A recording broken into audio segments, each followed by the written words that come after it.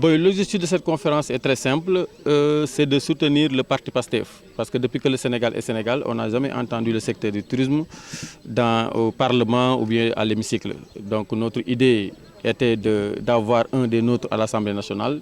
Finalement, ça n'a pas abouti et on a décidé à l'unanimité d'être derrière le parti PASTEF, les Patriotes, pour les soutenir durant la campagne électorale et pour les élections législatives du 17 novembre 2024. Bon, comme vous le savez comme moi, on est là à Saly, on est au Bougainvilliers, le tourisme est dans une léthargie profonde, le tourisme est au point mort, il faut le dire quand même. Mais nous remercions aussi notre ministre du Tourisme qui est Mountaga Diaw. Depuis qu'il est là, il est en train de remuer terre et ciel pour que le tourisme trouve son lustre d'antan. Tout le monde sait que le tourisme est en difficulté. Et cela, ça ne date pas d'aujourd'hui. Comme il l'a précisé, depuis les années 2008, nous sommes en train de subir les soubresauts de l'activité touristique dus à des agressions et à des événements aussi bien internationaux que nationaux. Et donc, Fim Toloni, on pense qu'il est l'heure de se pencher davantage sur la question du tourisme, d'autant plus qu'aucune décision majeure jusqu'à maintenant, aucun programme n'a pu venir à bout de toutes les doléances de cette famille touristique que nous sommes. Nous notre idée, c'est d'avoir quelqu'un aux instances de décision. Parce que on nous dit souvent qu'on est trop discipliné. Donc le secteur touristique, on ne fait pas de grève, on ne fait pas de mouvement. Et pourtant, nous avons des choses à revendiquer. Mais c'est le secteur qui ne nous le permet pas. Notre secteur ne veut pas de bruit, notre secteur est allergique au bruit. Donc, mais je crois que si nous avons un acteur, si nous avons un professionnel à l'Assemblée nationale, même s'il n'est pas à l'Assemblée nationale, si nous avons un professionnel dans les instances de décision, ça pourrait changer la donne. C'est un espoir très fort du fait déjà de ce qu'on connaît de ce régime-là.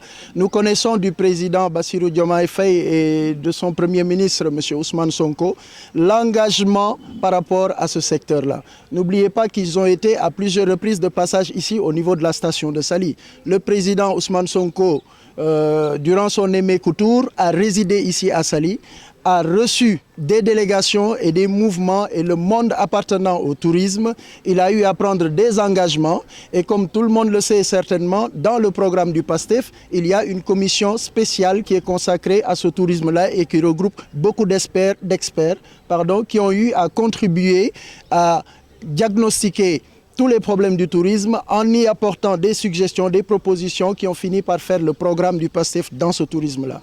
Et aujourd'hui, il ne nous appartient qu'à aller voter le 17 novembre pour élire une nouvelle Assemblée générale qui pourra nous donner les moyens de commencer à exécuter ce programme en bonne et due forme. Le choix est porté sur PASTEF parce que c'est le meilleur cheval, donc il faut miser sur le meilleur cheval.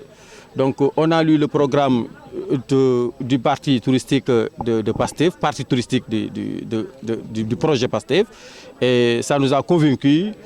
Et parmi toutes les coalitions qui sont là, PASTEF est la meilleure. Le meilleur parti pour nous, c'est PASTEF.